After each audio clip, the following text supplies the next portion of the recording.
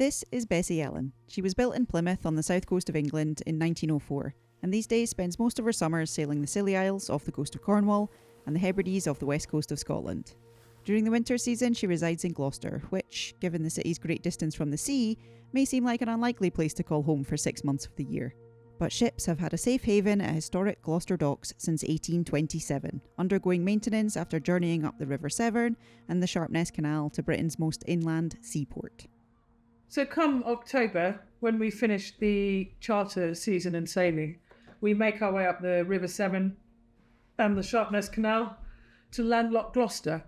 This ancient harbour has proved to be a really good safe haven for ships away from the wind and the weather, secure mooring, and also a really good shipbuilding yard in the old railway sheds and canal works yard.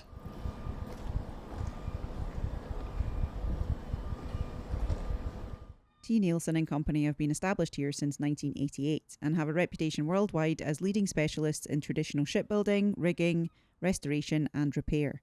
The shipyard, run by experienced sailors Tommi Nielsen and Sarah White, has 2 dry docks, various workshops for joinery, metalwork and undercover restoration work and storage, plus a number of alongside berths. We're very lucky, Sarah and Tommy, who own the shipyard here, give us a lot of working space. We've got a whole barge that we can use as a workshop. In here, this is like our varnish shed. And upstairs, we've been able to put things like bedding and books to stay dry. So it's not just a berth for the winter. The harbour, it's like we can actually decamp the whole boat and keep everything well maintained. Lift it vertically up, you see. And over again. I mean, the incredible thing is that this belonged to the Canal and Rivers Railways back in the old days. That's what the whole building was set up for. And you can see outside the vast chimney that was the base of the old forge, making parts of trains and rail and lock gate bits, and it was mostly metal and wood. And just by chance, Tommy came from Denmark and it was available, and I think he put in a bid to rent it, and he's been here since about 1984. Nielsen's sterling reputation means that Bessie Ellen is in the fine company of a number of historic wooden vessels each winter. This year, Leader, a Brixham trawler built in 1892, has been undergoing major repair and maintenance in dry dock, and Fairweather, the last Caymanian-built schooner still afloat, is in the midst of a major rebuild.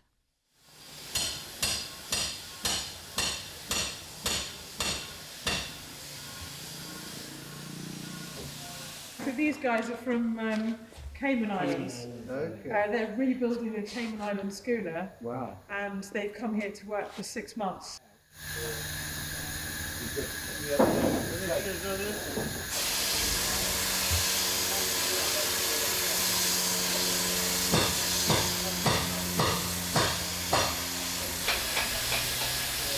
They put a new stern post. The keel's the same, but you can see all new frames throughout. Phenomenal work, really.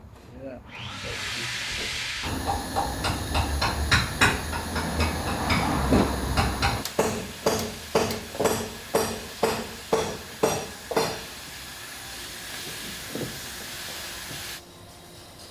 And they've reframed and refloored the whole boat.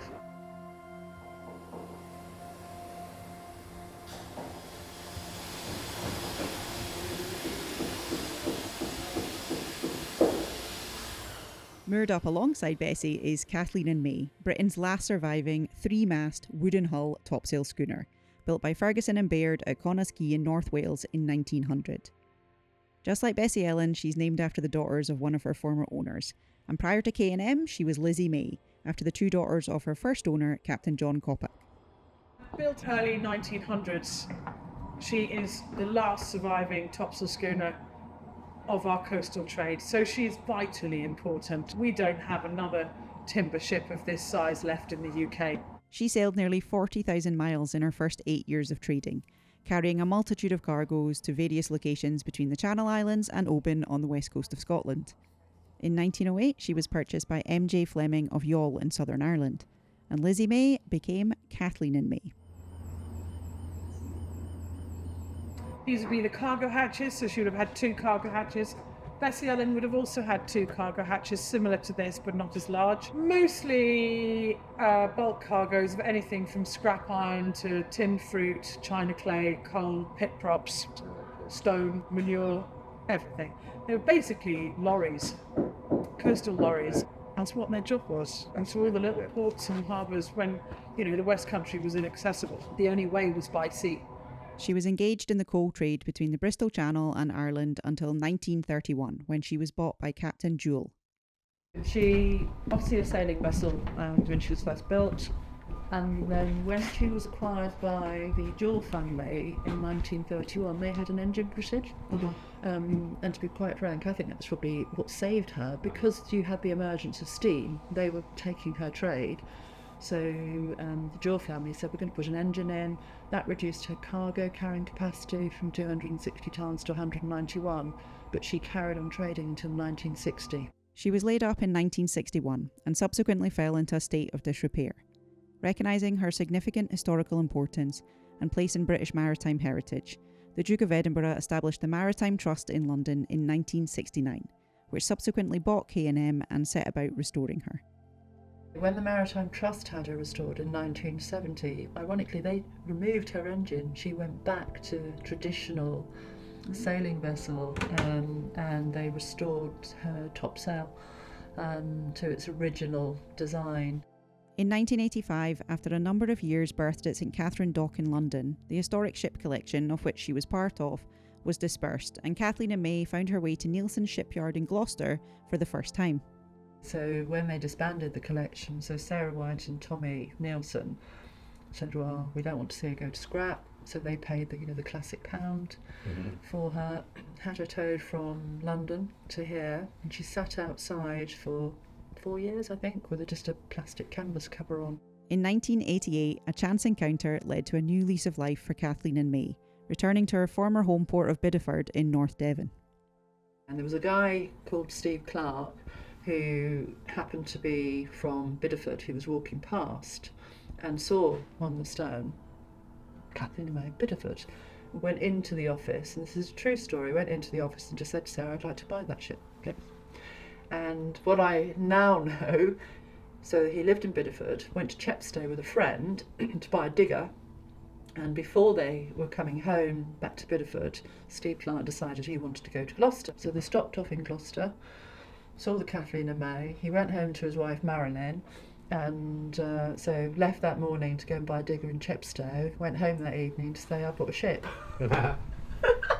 And that's a true story. That is absolutely a true story. He said he thought he could restore it for £50,000, and it cost him £2 million. That £2 million investment saw Kathleen May restored to her original 1900 build, albeit with a few modern conveniences such as heads and an engine. Steve Clark was awarded an OBE in 2008 for his efforts, and K&M remains in the Clark family to this day. Following her restoration in Bideford, she attended various festivals around the UK and Ireland, and even sailed across the notoriously rough Bay of Biscay to be a guest for 3 weeks at Bilbao's Guggenheim Museum. In 2010, she moved to Albert Docks in Liverpool and spent the next decade or so as a static museum vessel and corporate event space, until a forced return to Gloucester and T.Nielsen Shipyard once again in June 2021. When she came in here in the middle of 2021, because she was actually hit and damaged in Liverpool Dock. So she came in here, the owners brought her into Gloucester for repair. Because Nielsen's were so busy in the dry dock, she sat outside for a year, completely untouched, everything open. So that wasn't great either. And went into the dry dock in June 22, came out of the dry dock in January 23. That was actually when Bessie Ellen went in. And she's been sitting in the water ever since. Kathleen May remains at Gloucester Docks for the time being, under a protective canvas, undergoing constant maintenance by a group of dedicated volunteers.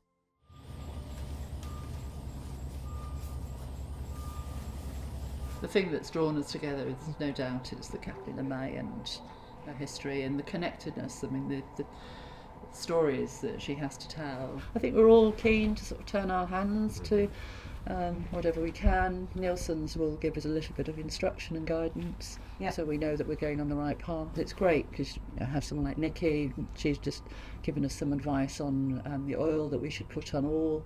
So she's been watching and seen how much it's taken to get all of the layers and layers and layers and layers and layers of varnish off of everything you see in the cargo hatches. They were in pretty poor state. That taken us a year to take the varnish off. So anything that needs doing that's within our sort of skill set. One of the panels completely rotten on the outside and just pushed through and left a great big gaping hole. And one of our volunteers, Jonathan, he's a carpenter, said, well, it's not going to be 100% perfect, but I'll have a go, and he's done an amazing repair job. You can see this boat retains things like the original anchor winch, which I don't have, and I wouldn't put back in a million years. We just don't have the staff.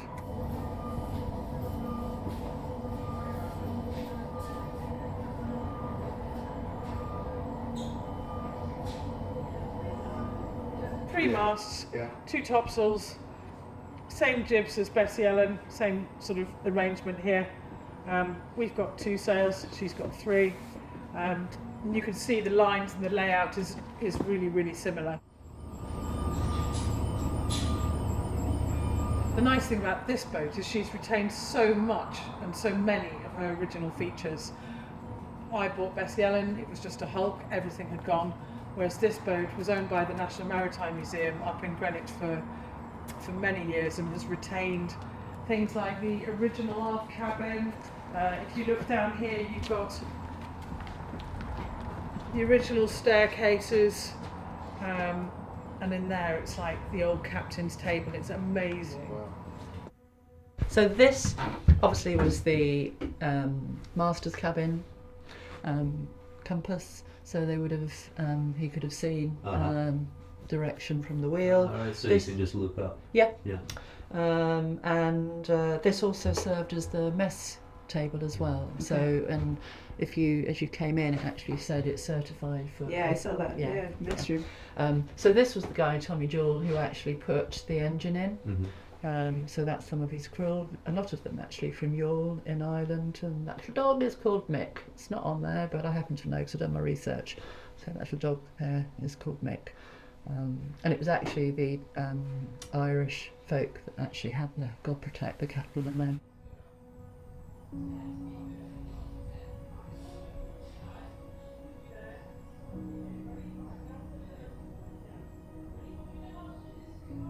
So that was the captain's cabin, his bunk.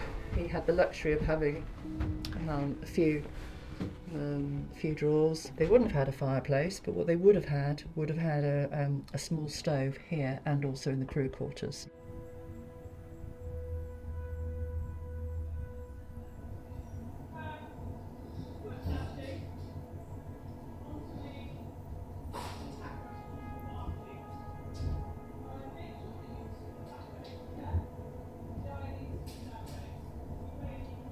So when she came in here, this was all covered with seating that went all the way round and all the way up here.